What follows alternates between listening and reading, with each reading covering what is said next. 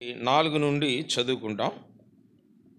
ఈ క్షయమైనది అక్షయతను ధరించుకొనినప్పుడు, ఈ మర్త్యమైనది అమర్త్యతను ధరించుకొనినప్పుడు విజయమందు మరణము మృంగివేయబడెను అని వ్రాయబడిన వాక్యము నెరవేరును. ఓ మరణమా నీ విజయమెక్కడా? ఓ మరణమా నీ ముల్లెక్కడా? మరణపు ముల్లు పాపము, పాపమునకున్న బలము ధర్మశాస్త్రమే. అయినను మన ప్రభు అయిన యేసుక్రీస్తు మూలముగా మనకు జయము అనుగ్రహించుచున్న దేవునికి స్తోత్రము కలుగునుగాక. ప్రార్థన చేసుకుంటాం. మమ్మల్ని మిక్కిలిగా ప్రేమించిన మా ప్రియ పరలోకపు తండ్రి, మహాపరిశుద్ధుడు అయిన దేవ, కృపయు కనికరమునకు సమాధానకర్తమైన మా రాజా, శాశ్వతమైన ప్రేమతో ప్రేమించుచు విడువక ఎడబాయక నిత్యము మాతో ఉంటున్నటువంటి మా ఆదరణకర్త, సమీపించరాని తేజస్సులో అమరత్వమునందును ఒక్కడివే నివసించుచున్న మహిమా ప్రభావంతుడు అయి ఉన్నందుకే స్తోత్రాలు. ప్రభువా, నేటి దినం వరకు మీరు ఆయుష్నిచ్చి ఆరోగ్యమునిచ్చి, ప్రభువా, నిన్ను ఈ దినమున్నాడు మరొక ప్రభు దినములో మిమ్మల్ని కలుసుకొని సంఘముతో నిన్ను ఆరాధించుడు కొరకాయ మీరు మాయలో చూపిన కృపను బట్టి స్తోత్రాలు చెల్లిస్తున్నాం.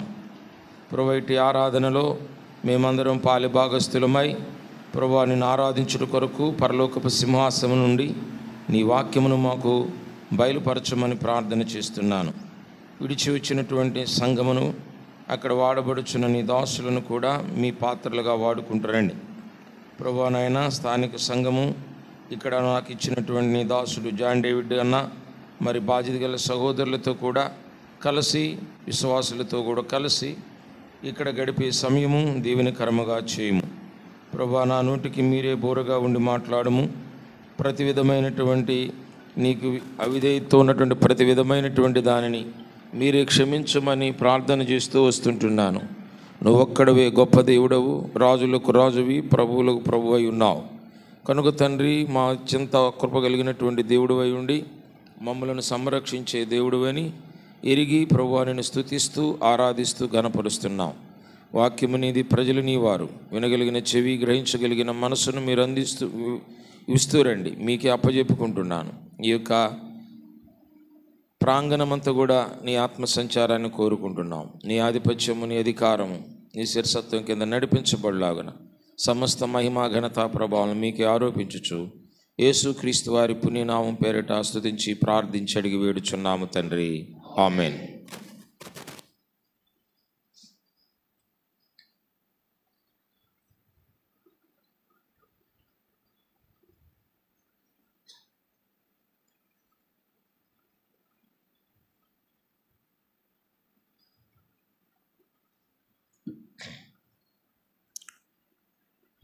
ప్రభు యేసుక్రీస్తు నామం పేరిట మరొకసారి మీ అందరికీ ఫిలదెల్ఫియా మిర్యాలగూడ సంఘము నుండి దైవజనులుగా మీ అందరికీ వందనాలు తెలియజేస్తుంటున్నాను. మరొక పర్యాయం మిమ్మల్ని కలుసుకోవటానికి ప్రభు నాకు ఇచ్చినటువంటి ఈ శ్రేష్టమైనటువంటి సమయాన్ని బట్టి స్థానిక సేవకుడు జాన్ డేవిడ్ అన్నకు మరందరికి కూడా వందనాలు తెలియజేస్తూ వస్తుంటున్నాను. ఇక్కడ మనం చదువుకున్నటువంటి ఈ భాగంలో, ఓ మరణమా నీ ముల్లెక్కడా? ఓ మరణమా నీ విజయం ఎక్కడా? మరణపు ముల్లు పాపము, పాపమునకున్న బలము ధర్మశాస్త్రమే. అయినను మన ప్రభు అయిన యేసుక్రీస్తు మూలముగా మనకు జయము అనుగ్రహించుచున్న దేవునికి స్తోత్రము కలుగునుగాక. అపోస్తలుడైనటువంటి పౌలు ప్రభువుని ఎందుకు స్తుతించాలి అనేటువంటి విషయాన్ని ఇక్కడ తేటతెల్లం చేస్తూ వస్తున్నాడు. కొరింథీలో ఉన్నటువంటి సంఘస్థులు పేరుకు పరిశుద్ధులే కానీ, ఏర్పరచబడినటువంటి వారే కానీ, లోకానుసారమైనటువంటి జీవితం వారిలో నుండి పోలేదు.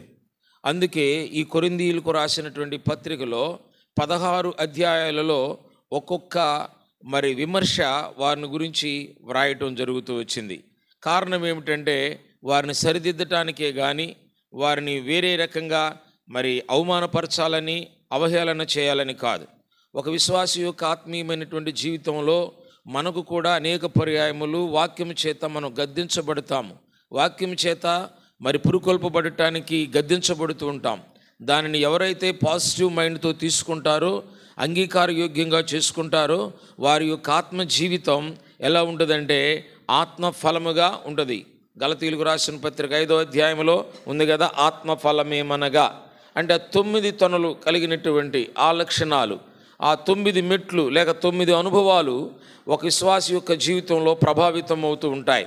అట్లు కాకుండా వాక్యాన్ని మనం వేరే ఉద్దేశంతో ఒక నెగిటివ్ సెన్స్తో తీసుకుంటే మన జీవితం ఎలా ఉంటుందంటే శరీర కార్యములే మనలో పనిచేస్తూ ఉంటాయి.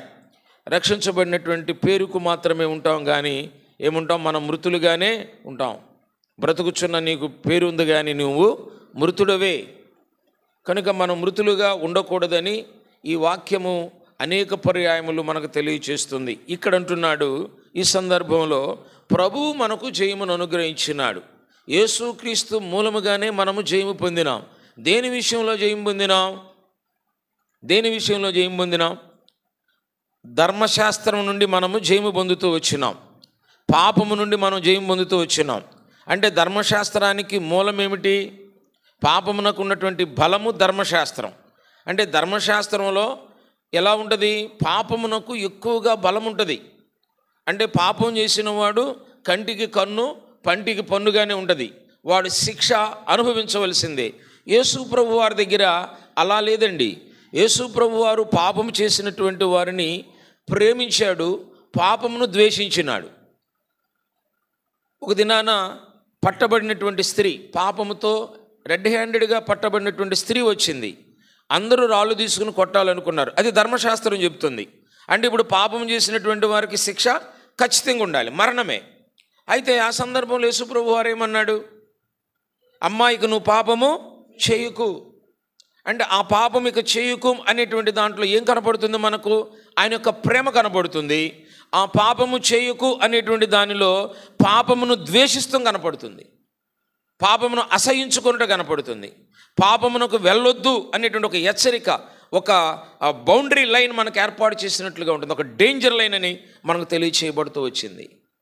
కనుక పాపముకున్నటువంటి బలము ధర్మశాస్త్రం కనుక ఆ ధర్మశాస్త్రము నుండి, ఆ పాపము నుండి, ఆ బలము నుండి విడిపించటానికి ప్రభు అయినటువంటి యేసుక్రీస్తు వారు ఈ లోకములోనికి వచ్చి ఆయన మృత్యుంజయుడే లేచి పునరుద్ధానుడిగా అవటం ద్వారా, ఆ సమాధిలో నుండి బయటకు రావటం ద్వారా ఆ పాప మరణ నియమముల నుండి మనల్ని ఏం చేసినాడంటే బ్రతికించినాడు, జీవమునిచ్చినాడు. రోమాపత్రిక 8వ అధ్యాయం, రోమీలకు రాసిన పత్రిక 8వ అధ్యాయం. ఈ సందర్భంలో ఒక మాటను చదువుకుంటాం. మొదటి వచనం, కాబట్టి ఇప్పుడు ఏ శిక్షా విధియు లేదు, క్రీస్తు యేసునందు జీవమునిచ్చు ఆత్మ యొక్క నియమము పాప మరణముల నియమము నుండి నన్ను విడిపించెను. ఎట్లనగా ధర్మశాస్త్రము దేనిని చేయజాలకపోయెనో దానిని దేవుడు చేసెను. చూసారా, ధర్మశాస్త్రం వలన పాపమునకు బలం పెరిగింది, కానీ ధర్మశాస్త్రం వలన పాపము నుండి విడుదల కలగలేదు. అది ధర్మశాస్త్రం చేయలేకపోయింది. ధర్మశాస్త్రమునకు మూలమైనటువంటి ప్రభు అయినటువంటి యేసుక్రీస్తు వారు ఆ ధర్మశాస్త్రమునకున్నటువంటి బలమైనటువంటి పాపమును విడిపించినాడు, పాపం నుండి విడిపించినాడు, పాప మరణ నియమముల నుండి మనల్ని విడిపించినాడు. అందుకే ఓ కొరింథీలో ఉన్నటువంటి సంఘస్థులారా, లేక బేతనీలో ఉన్నటువంటి సంఘస్థులారా, సార్వత్రికంగా ఉన్నటువంటి సంఘస్థులారా, ప్రభువుకి మనం ఎందుకు స్తోత్రము చెయ్యాలి అని అంటే, మనల్ని ఏం చేసినాడు? ఏదైతే ధర్మశాస్త్రము మనల్ని విడిపించలేదో దాని నుండి విడిపించటానికి ఈ లోకంలోనికి వచ్చినాడు. అంటే పాప మరణ నియమముల నుండి మనల్ని విడిపించి మనకు జయం అనుగ్రహించినాడు. ఇప్పుడు మనం ఎప్పుడైతే పాప మరణ నియమముల నుండి విడుదల పొందినామో సాతానుకు సిగ్గు మనకేం కలుగుతుందంటే అండి, విజయం కలుగుతుంది. అందుకే 55వ వచనంలో అన్నాడు, ఓ మరణమా నీ ముల్లెక్కడా, ఓ మరణమా నీ విజయం ఎక్కడా. అంటే ఆ మరణం ఏం చేస్తుందంటే అండి, ముల్లులాగా ఉంటుంది, ఆ మరణము విజయం పొందుతుంది అన్నట్లుగా కనబడుతుంది. అయితే ఆ పాపం వలన, ఆ పాప మరణ నియమం నుండి వచ్చేటువంటి ఆ విజయాన్ని మనకు ఆపాదింపజేసినాడు, దాని నుంచి విడిపించినాడు. ఎంత గొప్ప దేవుడండి! అందుని బట్టి మనం ప్రభువుని మొట్టమొదటిగా స్తుతించాలా. పాప మరణ నియమముల నుండి మనం విడిపించి జీవములోనికి తీసుకుని వచ్చినాడు. ఆ పాప మరణ నియమములను విడిపించటానికి ఆయన పాపిగా చేయబడ్డాడు. ఆయన మరణించినాడు. ఆ మరణమునకు ముళ్ళైనటువంటి దానిని సమస్తమును జయించి తిరిగి లేచినాడు.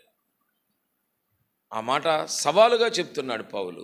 ఓ మరణమా నీ ముళ్ళెక్కడా, ఓ మరణమా నీ విజయము ఎక్కడా అని చెప్తున్నాడు. కనుక మరణంపై మనకు విజయాన్ని ఇచ్చినాడు, పాపంపై మనకు విజయాన్ని ఇచ్చినాడు, మృత్యుంజయుడై తిరిగి లేచినాడు. ఇలాంటి జయమును అనుగ్రహించిన దేవునికి మనము స్తోత్రము చెల్లించకుండా ఉంటామా? ఏదో తెల్లవారుజామున లేచి అందరూ క్యాండిల్ సర్వీస్ పెట్టుకుని సమాధుల దగ్గరికి వెళ్ళి అయ్యా అని ఏడిస్తే, గగ్గోలు పెడితే చచ్చిపోయిన వాడు బయటకు వస్తాడా? వస్తాడండి? వాడేమని నిన్ను పాప మరణ నియమముల నుండి వారు నిన్ను విడిపిస్తారా? విడిపించిన వాడిని మనం స్తోత్రం చెల్లించాలా? విడిపించిన వానికి మనము జయస్తోత్రములు అర్పించాలా? ఇన్ని చక్కని పాటలు ఇప్పుడు పాడుతుంటే కింద ఉండి విన్నాను, లేచినాడు రా సమాధి అని. ఇంకో పాట కూడా ఉంది, గీతం గీతం జయ జయ గీతం, చేయి తట్టి పాడతాం. ఎందుకు? పాప మరణ నియమముల నుండి మనల్ని విడిపించుట కొరకు ఆయన ఆ పాప మరణ నియమములలో పాలిభాగస్తుడై తిరిగి లేచినాడు. అందును బట్టి మొట్టమొదటిగా మనము ప్రభువుని స్తుతించాల. రెండవదిగా క్రీస్తు యేసునందు ఈ పునరుద్ధానం వలన, ఆ మరణమును జయించుట వలన పాపమును మనము జయించడమే కాదు, ఆ ధర్మశాస్త్రమును కూడా మనము విడిపించజాలకపోతే ధర్మశాస్త్రం విడుదల అవటమే కాదు, రెండవదిగా మనకి ఏం జరిగింది? ప్రభు అయినటువంటి యేసు క్రీస్తు వారు ఆ మరణమును జయించిన తర్వాత రెండవదిగా మనకేం జరిగింది అని అంటే చదువుదాం రండి, జ్ఞాపకం చేసుకుందాం.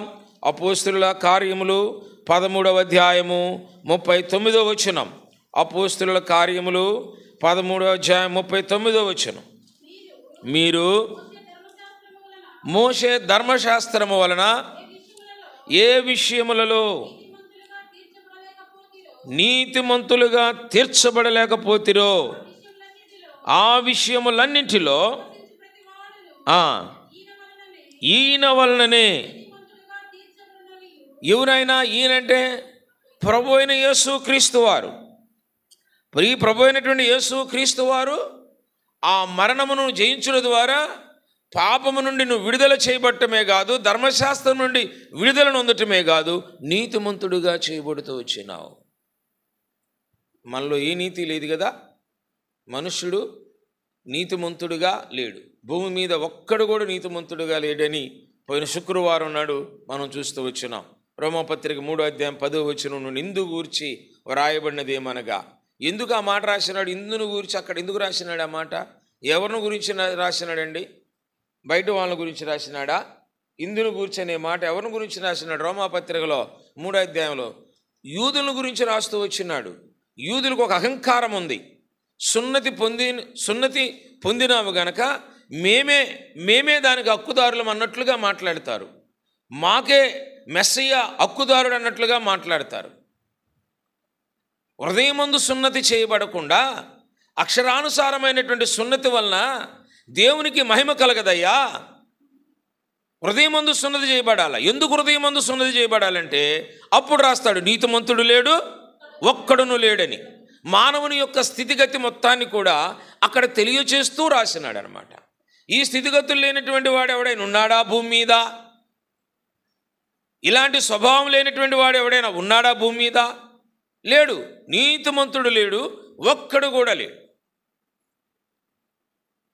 వారి త్రోవ పనికి మాలినటువంటిది, వారు తలంచే తలంపులు చెడ్డవి, వారు నడిచే త్రోవ చెడ్డది, వారు చేసే క్రియలు చెడ్డవి, వారి మాట చెడ్డది, వారి గొంతుక తెరచిన సమాధి అంట. తెరచిన సమాధి దగ్గర ఎవరైనా ఉంటారా?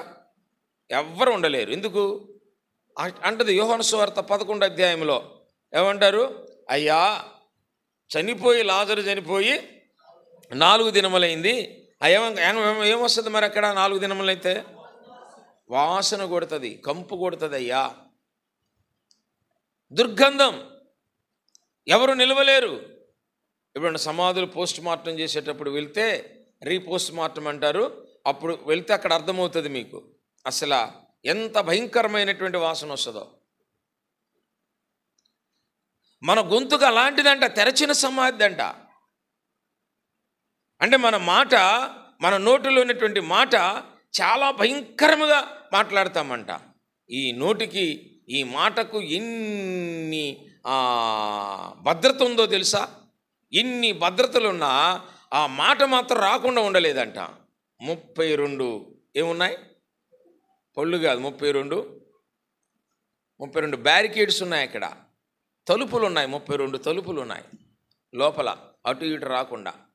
ఆనకట్టది రిజర్వాయర్లు ఉంటాయి కదా, ఇన్ని రిజర్వాయర్కి ఆ తలుపులు అంటారు వాటిని. వాటిని ఏం చేస్తారు? ఏది లేపితే దాంట్లో గుండా నీరు వస్తుంది. ఇంత భద్రత ఉన్నా అలాంటి పరిస్థితుల్లో కూడా మాట రాకుండా ఉంటుందా? మాట రాకుండా ఉంటే వాడు చచ్చినట్టు సమానం. కనుక ఎలాంటి మాటలు మన మానవుడి యొక్క జీవితంలో, కనుక మనం అనీతిమంతులుగా ఉన్నాం. అలాంటి మన స్థితిని ప్రభు అయినటువంటి యేసుక్రీస్తు మూలముగా మనం నీతిమంతులుగా తీర్చబడుతూ వచ్చినాం. నీతిమంతులుగా తీర్చబడ్డాం. చూడండి, రోమీలకు రాసిన పత్రిక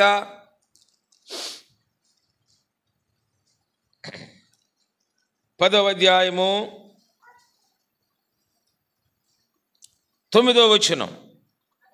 అదేమనగా యేసు ప్రభువు అని నీ నోటితో ఒప్పుకొని దేవుడు మృతులలో నుండి ఆయనను లేపెనని నీ హృదయమందు విశ్వసించిన యెడల నువ్వు రక్షింపబడుదువు. ఏలయనగా నీతి కలుగునట్లు మనుష్యుడు హృదయములో విశ్వసించును. అంటే నీతి ఎక్కడ కలగాలంటే అండి, హృదయంలో కలగాలి. హృదయంలో ఎందుకు నీతి కలగాలి? హృదయం అంతా కూడా ఏమైపోయిందంటే అండి, మోసకరమైనటువంటిది అన్నాడు కదా ఇర్మియా భక్తుడు. హృదయము అన్నిటికంటే మోసకరమైనటువంటిది. ఈ హృదయంలో 13 రకాలైనటువంటివి దాచబడి ఉన్నాయి. ఇవే మనుషుణ్ణి ఏం చేస్తున్నాయి? లోపల నుండి బయటకు వచ్చి మనుషుణ్ణి అపవిత్రపరుస్తున్నాయి. మార్కు సువార్త 7:21 ఉంది కదా, లోపల నుండి వచ్చినది మనుషుని అపవిత్రపరచును. అదేమనగా దురాలోచనలు, దొంగతనము, లోభములు, కృత్రిమములు, జారత్వము, కామవికారము, దేవదూషణ, అహంభావము, అవివేకములు, ఈ చెడ్డవన్నీ మనుషుని యొక్క హృదయములో నుండి బయలువెడలి మనల్ని అపవిత్రపరుస్తున్నాయి. కనుక మనము నీతిమంతులము కాదు. మన హృదయం నీతిమత్వంతో నిండి లేదు. మన మాటలు నీతిమత్వంగా మాట్లాడటం లేదు. హృదయం నిండిన దానిని బట్టి ఏం మాట్లాడుతుందంటే నోరు మాట్లాడుతుంది. ఒకళ్ళ మీద మనకి ఏదైనా కోపం ఉంటే నోటితోనే చెప్పేస్తాం. హృదయంలో ఉన్నటువంటి కోపం మొత్తం కూడా నోటితోనే బయలుపరుస్తూ ఉంటాం. కనుక ఈ హృదయమునకు, ఈ నోటికి చాలా అవినాభావ సంబంధం ఉంది.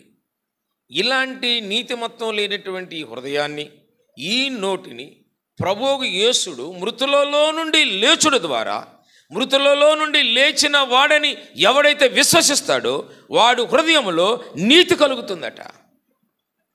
ధర్మశాస్త్రం అలాగా చేయబడలేదు మనల్ని. మోషే కాలంలో ఇవ్వబడినటువంటి ఆ ధర్మశాస్త్రము మన సంపూర్ణమైనటువంటి నీతిమత్వంలోనికి తీసుకుని రాలేదు. ఆ ధర్మశాస్త్రమునకు మూలమైనటువంటి ప్రభువైన యేసుక్రీస్తు వారి యొక్క ఆ యొక్క మరణం మనలను నీతిమంతులుగా చేస్తూ వచ్చింది.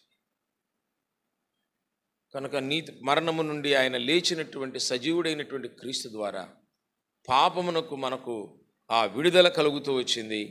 రెండవది, పాపంపై మనకు జయము పొందుతూ వచ్చినాం. మనము చూసినట్లయితే ఇప్పుడు నీతిమంతులుగా తీర్చబడుతూ వచ్చి, అదే ప్రభువైన యేసుక్రీస్తు వారి లోకంలోనికి రాకపోతే, ఆయన మరణాన్ని గెలవలేకపోతే, ఆయన మృతుల్లో నుండి లేపబడలేకపోతే మనం అట్లాగే పాపంతోనే చచ్చిపోయేవాళ్ళం. ఈ పాపంతోనే మానవుడి యెడల దేవునికి ఎంత ప్రేమ ఉందో తెలుసా అండి? ఈ పాపముతో చనిపోకూడదని ఆదిలోనే ఒక సంకల్పాన్ని కలిగి ఉన్నాడు. చెప్తారా?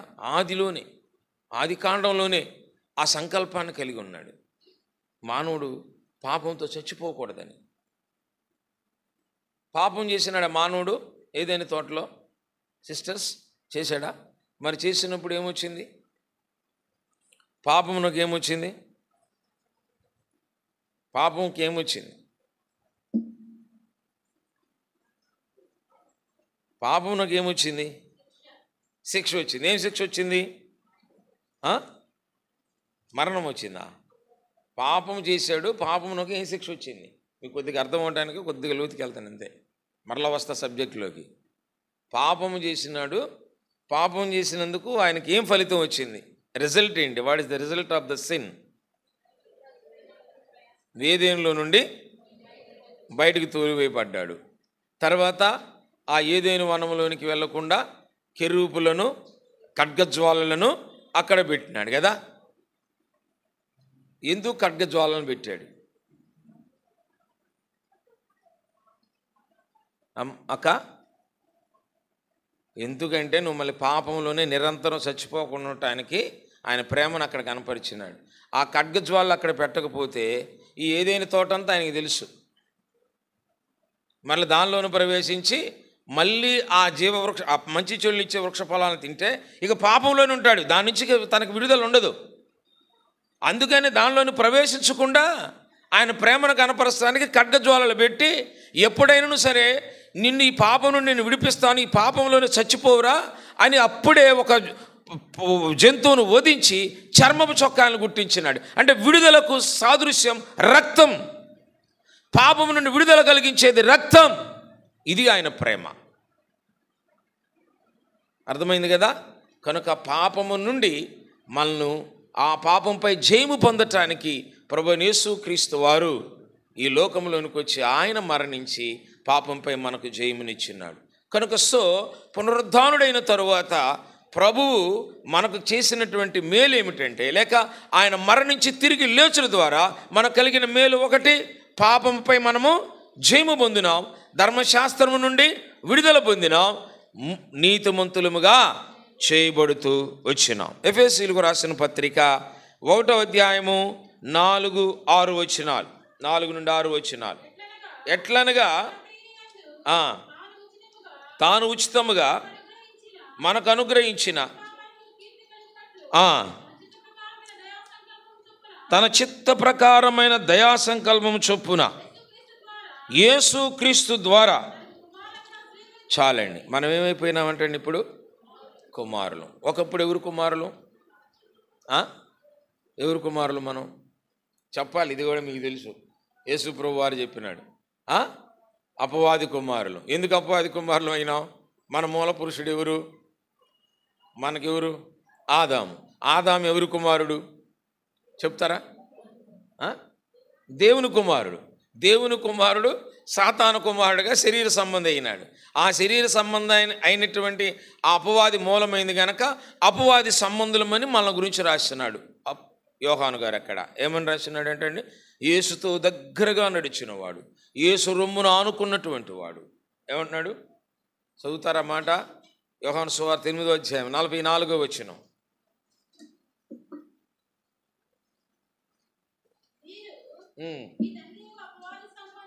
మీరు మీ తండ్రి యొగు అపవాది సంబంధులు.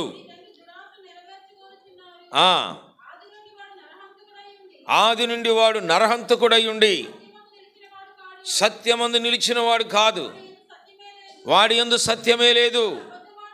వాడు అబద్ధమాడినప్పుడు తన స్వభావమును అనుసరించి మాటలాడును. వాడు అబద్ధీకుడును అబద్ధమునకు జనకుడునై ఉన్నాడు. చాలండి. ఇప్పుడు మనము ఎవరు సంబంధులము? అపవాది సంబంధులు. అంటే అపవాది సంబంధులు అంటే అపవాది కుమారులం, కుమార్తెలం. అయితే మనం దేవుని కుమారులము, దేవుని కుమార్తెలముగా అవుతూ వచ్చినాం. ఈ కుమారులుగా స్వీకరించడం కోసమై ఆయన జగత్తు పునాది వేయబడక మునిపే ఆయన ప్రేమలో నిన్ను నన్ను ఏర్పరచుకున్నాడు. నిన్ను నన్ను ఆయన కుమారులుగా స్వీకరించడం కొరకై ఆయన ఈ లోకంలోనికి వచ్చి ఆ అపవాదిని జయించినాడు. అపవాది సంబంధమైనటువంటి సమస్తమును జయించి ఆయన సొత్తుగా మనం చేసుకున్నాడు. ఇప్పుడు ఆయన కుమారులం. అందుకే యోహాను సువార్త 1వ అధ్యాయంలో రాయబడి ఉంది కదా, తన్నెందరు అంగీకరించారో వారందరూ దేవుని పిల్లలగుటకు అధికారం అనుగ్రహించబడును. కనుక దేవుని కుమారులం. మరి దేవుని కుమారులం అయితే మనకేం హక్కు ఉంటుంది? దేవుని కుమారులు అయితే మనం ఏం హక్కు పొందుతాం? దేవుని కుమారులమే కాదని అంటలేదు, మనం ఏం హక్కు పొందుతాం చెప్పండి. దేవుని కుమారులమే. చదువుదాం రోమాపత్రిక 8వ అధ్యాయము. రోమాపత్రిక 8వ అధ్యాయము 16వ వచనం.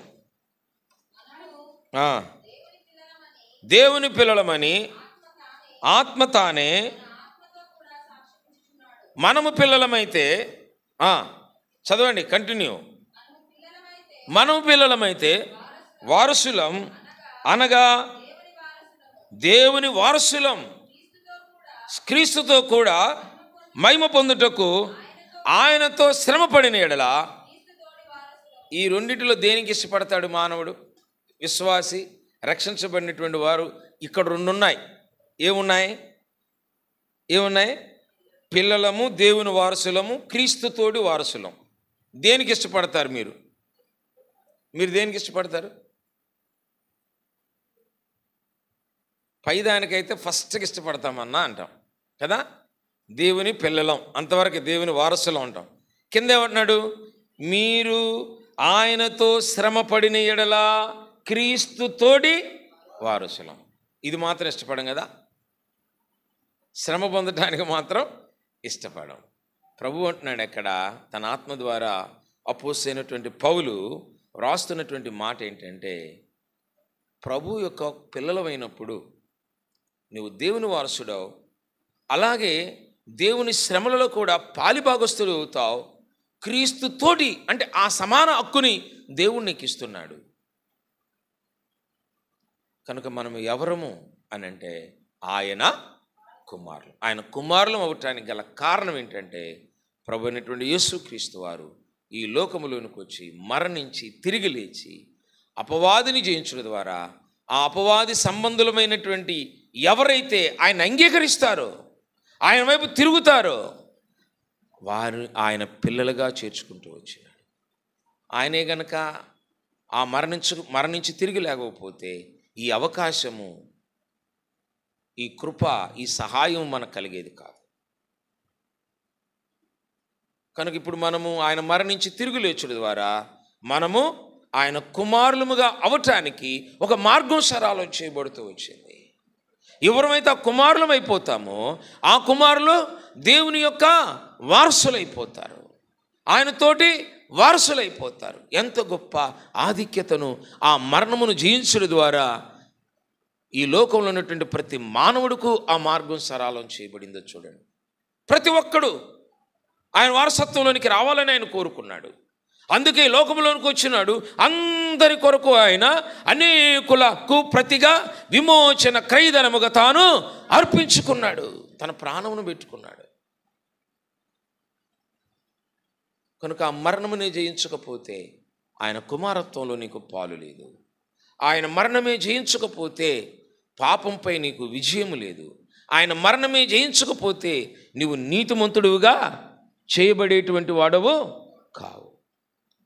ఆయన మరణము జయించడం ద్వారా నీకేం కలుగుతుంది అని అంటే చూడండి, జ్ఞాపకం చేసుకుంటాం. అదే ఎఫెసీయులకు రాసిన పత్రిక 1వ అధ్యాయము 11, 12 కలిసి ఉంటాయి, చదవండి. మరియు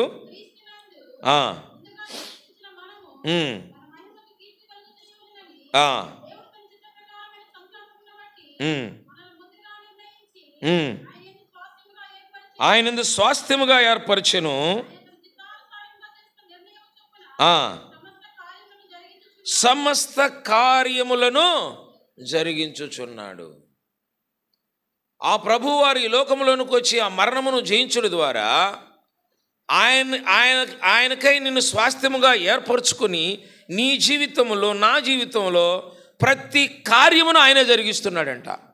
సమస్త కార్యాలు, అది మేలు కావచ్చు, కీడు కావచ్చు, నష్టం కావచ్చు, లాభం కావచ్చు, అన్నింటిని ఆయన జరిగిస్తున్నాడట. అందుకే ఇదే రోమాపత్రికలో 8వ అధ్యాయం 28వ వచనంలో ఒక మాట రాయబడి ఉంది. దేవుని ప్రేమించు వారికి, ఆయన సంకల్పం చొప్పున పిలువబడిన వారికి మేలు కలుగుటకై సమస్తమును సమకూడి జరిగిస్తుంది. ఆ సమస్తములో అన్నీ ఉన్నాయి. దుఃఖం ఉంది, వేదన ఉంది, ఆనందం ఉంది, సంతోషం ఉంది, అన్నీ ఉన్నాయి. అన్నింటిలో అన్ని కార్యములను ప్రభువు మనకు జరిగించేవాడుగా ఉంటాడు.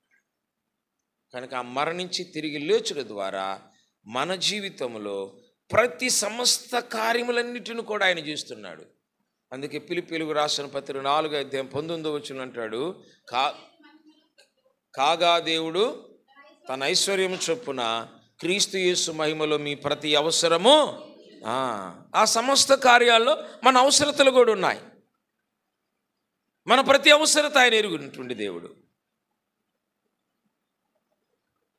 కనుక ఆయన మరణించి తిరిగి లేచుల ద్వారా నా జీవితంలో సమస్త కార్యాలను, సమస్త అవసరతలను ఆయన గుర్తించేవాడిగా ఉన్నాడు.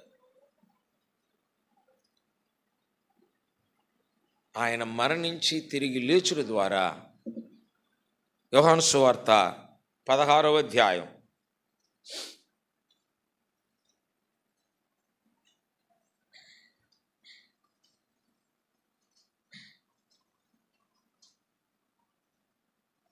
16వ అధ్యాయం చూడండి,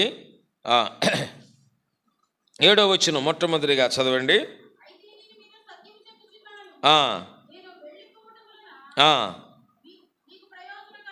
మీకు ప్రయోజనకరము, నేను వెళ్ళని ఎడల ఆదరణకర్త మీ యొద్దకు రాడు, నేను వెళ్ళిన ఎడల ఆయనను మీ యొద్దకు పంపుదును.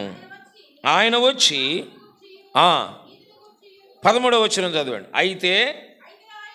అయితే ఆయన అనగా సత్యస్వరూపైన ఆత్మ వచ్చినప్పుడు మన సర్వసత్యములో నడిపిస్తాడు. యోహాను సువార్త 14వ అధ్యాయం 15వ వచనం.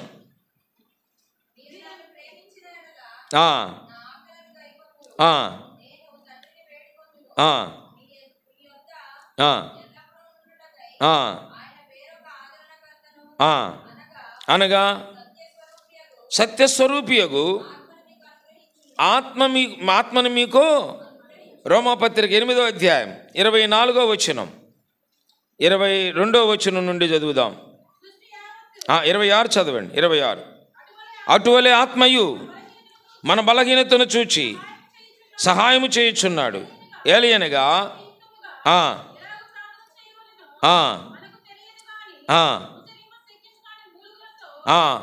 ఆ ఆత్మే మన పక్షమున విజ్ఞాపనము చేయుచున్నాడు.